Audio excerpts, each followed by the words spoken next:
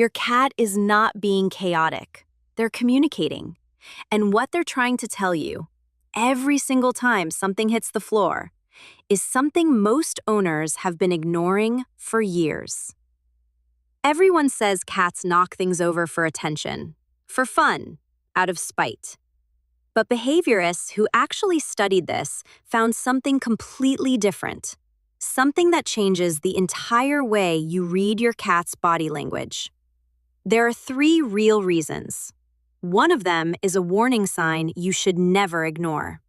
And once you know which one your cat is doing, you'll never look at a knocked-over glass the same way again. Reason 1. Predatory testing. The hunter in your living room. Here's what is actually happening when your cat taps something off a surface. Cats are ambush predators. Their entire sensory and motor system is calibrated for one primary task: detecting, assessing, and dispatching prey. And a significant part of that task involves a behavior called object testing, the deliberate, precise physical assessment of an object to determine whether it is alive, whether it will move, and whether it is worth pursuing. When your cat approaches the edge of your desk, extends one paw, and deliberately taps your pen until it rolls off, they are not being mischievous. They are running a prey detection sequence that is 19 million years old. The paw tap, the freeze, the watch as it falls, the brief tracking of its movement on the floor, that entire sequence is the hunt, compressed into a domestic object. The falling stimulates the same visual processing that a fleeing mouse would. The movement is tracked. The outcome is assessed. And if the object moves interestingly enough, they bat it again. What distinguishes this reason from the others is the behavioral context. A cat running a predatory testing sequence is usually in the active state. Alert, eyes bright, ears forward, slightly elevated body posture. They approach the object with deliberate intent. They do not appear distressed or agitated. They are engaged, focused, methodical. This is also the reason most likely to occur when a cat is understimulated. A cat with insufficient hunting outlet, insufficient play, insufficient environmental complexity, frequently redirects predatory behavior toward whatever objects are within reach. The fix is not to clear the surfaces. The fix is to give the hunter something better to hunt. Daily interactive play, a wand toy, a moving target, something that approximates the flight pattern of prey, depletes the predatory energy that would otherwise be spent on your desk lamp. 5 to 10 minutes, twice a day, with something that moves like prey has been documented to reduce object testing behavior significantly in cats whose primary trigger is predatory boredom. Your cat isn't destroying your things. They're running out of things to hunt. Reason 2. Environmental communication. What they're actually trying to tell you. Here's the reason that tends to surprise people most. Because it requires understanding that cats do not knock things over randomly. They knock things over specifically, in specific contexts, in response to specific conditions. And the pattern, once you learn to read it, is communication. Domestic cats developed a form of object manipulation behavior that researchers distinguish from predatory testing by its social orientation. The cat is not focused on the object. The cat is focused on you. Watch what happens. Your cat walks to a surface you are near.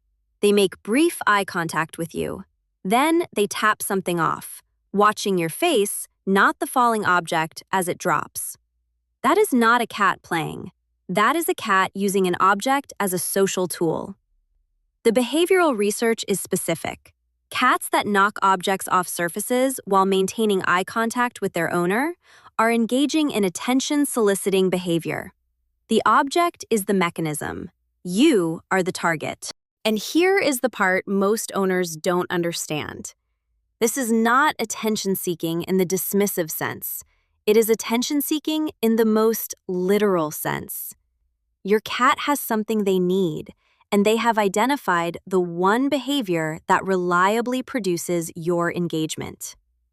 In most cases, that need is simple: interaction, play, the basic social connection that bonded cats need from their chosen person on a predictable schedule. But the need is sometimes more specific: food, water, a litter box that hasn't been cleaned, a door that is closed that they want open, a discomfort they have no other way to report. What your cat has learned is this: certain actions produce certain outcomes. Knocking something off the table produces your attention. And if your attention is what they need, that is the tool they will use. The behavioral signature here is distinct from predatory testing. This cat is not alert and hunting. This cat is oriented toward you, watching your face, and will repeat the behavior with increasing insistence if you don't respond. The escalation is the tell. A predatory cat gets bored and moves on. A communicating cat gets louder. Pay attention to when this happens: time of day, consistency, context. If it reliably precedes mealtime, or happens when the litter box is overdue, or escalates when you have been unavailable for an extended period, your cat has established a specific communication pattern. They didn't learn this from training. They figured it out from observing what works. That is not spite. That is problem solving, and it deserves to be taken seriously. Reason 3. The one to watch: when knocking things over is a health signal. This is the reason I want you to sit with for a moment. Because it is the least common, it is the most frequently dismissed, and it is the one that occasionally turns out to matter. Some cats develop a pattern of object displacement, knocking things off surfaces, pushing objects out of their path, appearing generally restless and agitated around their environment, as a behavioral expression of physical discomfort. Pain in cats is significantly underreported.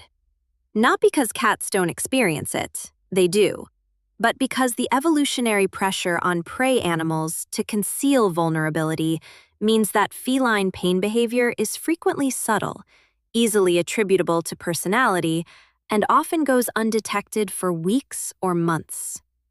Cats in neurological discomfort, from vestibular disease, from inner ear conditions, from early onset visual impairment, sometimes show changes in how they interact with their physical environment. Objects that were previously ignored become obstacles. Surfaces that were previously navigated with ease become uncertain. And a cat who is experiencing perceptual or balance disruption sometimes displaces objects from their immediate space as a form of environmental management. Cats experiencing chronic pain, from dental disease, from arthritis, from undiagnosed internal conditions, sometimes show behavioral changes that owners attribute to personality shifts: increased restlessness, increased object displacement, increased environmental agitation.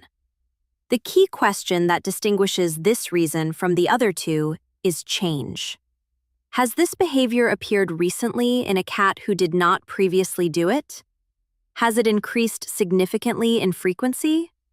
Is it accompanied by other changes?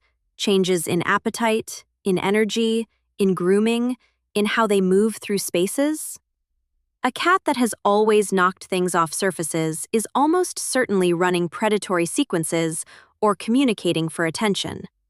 A cat that has recently begun doing it, or begun doing it with unusual frequency or intensity, particularly in a cat over 7 years old, that is a cat whose vet should hear about it. This is not cause for immediate alarm. It is cause for attention. The difference between a behavior that means nothing and a behavior that means something is always change. New behaviors, escalating behaviors, behaviors that occur in unusual contexts or with unusual intensity. Your cat cannot file a complaint. They cannot describe their symptoms. They can only change what they do and hope that you are paying close enough attention to notice. Part 4. How to tell which one it is. The 3-question diagnostic.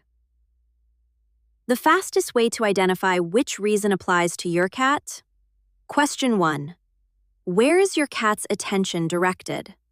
During the behavior, before, during, and immediately after, is your cat looking at the object or at you? Object-focused, predatory testing, reason 1. You-focused, communication, reason 2. Question 2. What is the context? Does this happen primarily during play-deprived periods, long stretches of inactivity, early morning, after extended time alone? Reason 1. Does it happen at predictable times that correspond to a need? Meal times, litter box schedules, when you have been unavailable? Reason 2.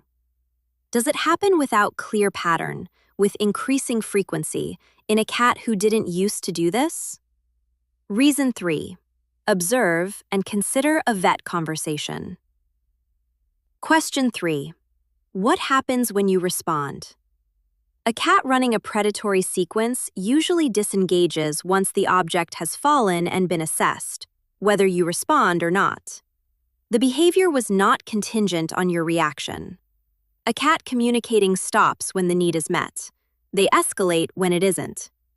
A cat showing a health signal often persists regardless of your response because the driver is internal, not relational. 3 questions, 30 seconds of observation. The answer tells you whether your cat needs more play, more structured interaction, or a phone call to your vet. I want to offer you a different frame for this behavior, the one that stays with me. Your cat lives in an environment they did not choose, with a communication system that does not naturally interface with yours, trying to tell you things using the tools available to them. They cannot use words. They cannot leave a note. They cannot text you that they are bored, or that their water bowl needs changing, or that something does not feel right. What they can do, what they have been doing every time something slides off your counter, is use the one behavior they have discovered reliably produces your attention. They are not destroying your things. They are using your things as language. And the next time you hear something hit the floor and you look up exasperated and your cat is sitting on the edge of the counter looking back at you, I want you to see what is actually happening.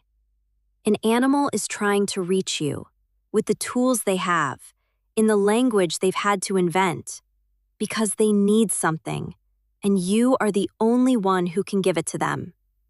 Sometimes that something is food. Sometimes it's play.